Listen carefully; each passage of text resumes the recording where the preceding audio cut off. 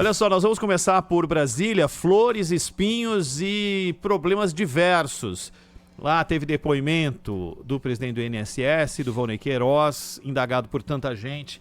E o Márcio Rocha está em Brasília. Eu só vou atualizar com o Márcio se já acabou ou se já não acabou. E faça um balanço aí pra gente, Márcio. Boa tarde pro amigo. Oi, pessoal. Boa tarde para vocês. Boa tarde a todo mundo que nos acompanha. Pois é, essa audiência do ministro Volney Queiroz acabou, não tem 5 minutos. Assim, a gente ficou na porta da sessão, né, da Comissão de Fiscalização e Controle do Senado, esperando que ele pudesse falar com a gente alguma declaração além do que ele já falou durante mais de 5 horas, né, ali numa sessão para os senadores, mas ele passou direto, foi embora, não deu declarações à imprensa, então ficou mesmo só o que ele falou durante a sessão. E aí ele foi bastante questionado, principalmente a questão em relação às fraudes do INSS, né, e ele falou que vai até as últimas consequências para apurar essas irregularidades, né, que foram descobertas no escândalo dos repasses não autorizados na folha de pagamento de aposentados e pensionistas. Essas fraudes que foram descobertas pela operação sem desconto da Polícia Federal. Inclusive, ele falou que essa foi uma determinação do presidente Luiz Inácio Lula da Silva, assim que ele assumiu o cargo, né, quando assinou o termo de posse, que se reuniu com o presidente Lula, e que o presidente Lula tinha dado essa determinação de apurar até as últimas consequências. Lembrando que ele também, durante essa sessão, que foi mais uma vez, né, na Comissão de Fiscalização e Controle aqui do Senado, defendeu as ações feitas para identificar as fraudes dentro do órgão. Segundo ele, a resposta do governo foi firme e que a Polícia Federal e a Controladoria Geral da União foram chamados para apurar esse problema, o que mostra uma política de tolerância zero do órgão. Disse também que a maioria dos atendimentos são feitos de forma digital, sendo aí que 91% desses atendimentos são feitos pelo aplicativo Meu INSS, que o Sistema Simplificado de Contestação dos Descontos foi justamente criado para tratar desse problema do ressarcimento, né, de quem sofreu com as fraudes dentro do órgão. E afirmou também que vai acatar uma sugestão feita pela senadora Mara Gabrilli, né, que participou até de forma remota, ela está em São Paulo, a sessão foi aqui em Brasília, falando que vai levar para a área técnica do INSS que os portadores de deficiência, né, brasileiros que sofreram com esse problema, tenham prioridade na hora do ressarcimento e que isso vai ser levado, vai ver a viabilidade dessa medida, mas de qualquer maneira que isso vai ser feito vai ser levado para a técnica do INSS.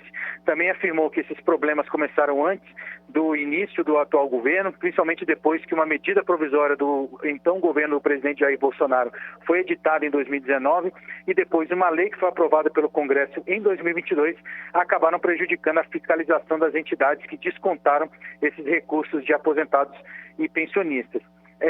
Teve um embate aqui envolvendo o ministro Volney com o senador Sérgio Moro, porque a gente está sabendo, né, que um servidor já tinha alertado em 2020 a existência desses problemas, dessas fraudes, mas que nenhuma atitude foi tomada. E aí, na época, né, segundo Volney, o ministro da Justiça era Sérgio Moro. E aí eles discutiram, né, falando que um deveria ter feito, enfim, teve um pequeno embate nesse momento. Mas quem foi mais contundente em relação a isso foi a senadora Damares Alves, porque ela é autora do pedido de CPI mista, né, de deputados e senadores que quer investigar esse problema do INSS, e afirmou que mesmo não tendo nada contra Volney, né, Volney não é acusado de nenhum crime, nem suspeito de corrupção, ele não poderia participar do Ministério justamente porque ele era o número 2 do Ministério quando Carlos Lupe comandava o Ministério da Previdência, então ele está no meio das mesmas pessoas que deixaram esses problemas acontecerem, segundo ela, por omissão, né? Foram omissos e não resolveram esse problema e que por isso o Volney não poderia ocupar esse órgão. Lembrando, né, que ele assumiu o Ministério há cerca de 2 semanas, em meio a essas turbulências que foram causadas pela operação da Polícia Federal, que revelou esse esquema fraudulento, e foi nomeado pelo presidente Lula justamente para substituir Carlos Lupe, que acabou pedindo demissão depois que esse escândalo veio à tona.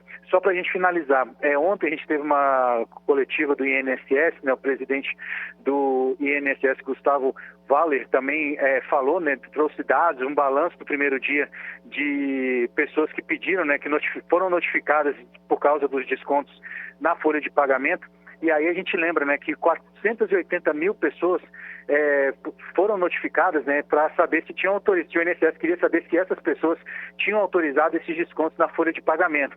Dessas 498 mil, 98% delas não reconheciam esses descontos, que mostra aí que é um problema muito grande que ainda está longe de ser resolvido. Mas, de qualquer maneira, o ministro da Previdência veio aqui no Senado, respondeu todas as perguntas, né, tirando esse embate mais quente com o senador Sérgio Moro.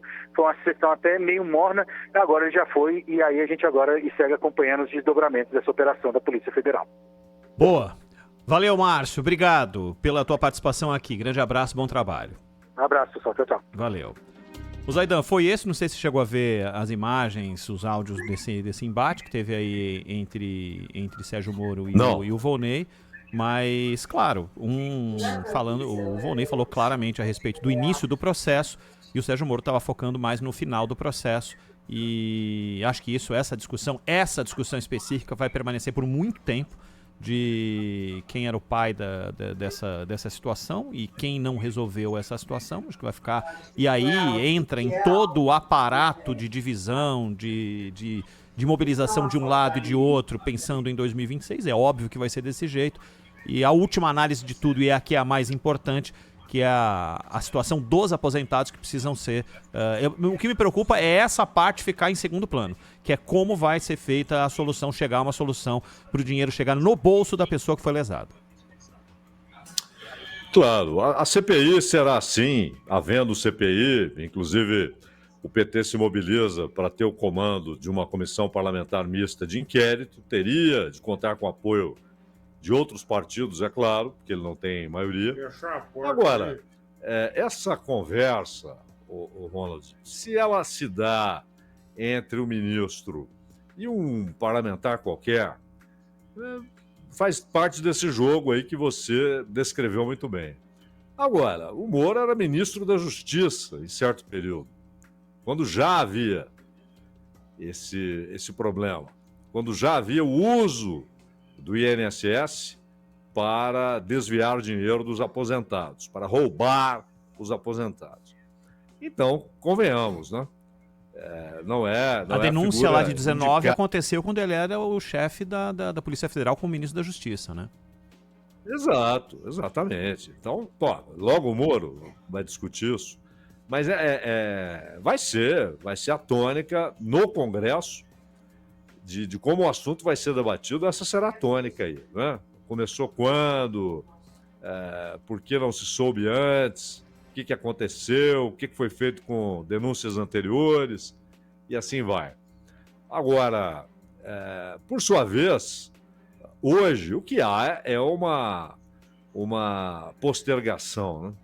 Porque essa história parece até razoável, né? Quando você fala, não, o aposentado entra lá e o 135 não é usado para a Previdência ligar para quem quer que seja, não atenda, não leve a sério se alguém ligar dizendo que é do INSS, que precisa de alguns dados, isso é tudo cascata, só para que a pessoa ligue para esse número e há o contato digital. Isso parece razoável, mas não é. Inclusive, quando a denúncia se torna... Ela já era pública, inclusive aqui na Bandeirantes, isso já foi tratado há mais de um ano. Mas, quando a Polícia Federal anuncia, a AGU também anuncia a grande operação, o que havia sido descoberto, eles já trazem um número. Eles sabem quanto foi desviado, de quem foi desviado, como foi, por quem. Está tudo lá. Está lá nos arquivos. É facílimo encontrar isso e iniciar o ressarcimento. E depois tentar recuperar o máximo possível. Não vão recuperar tudo.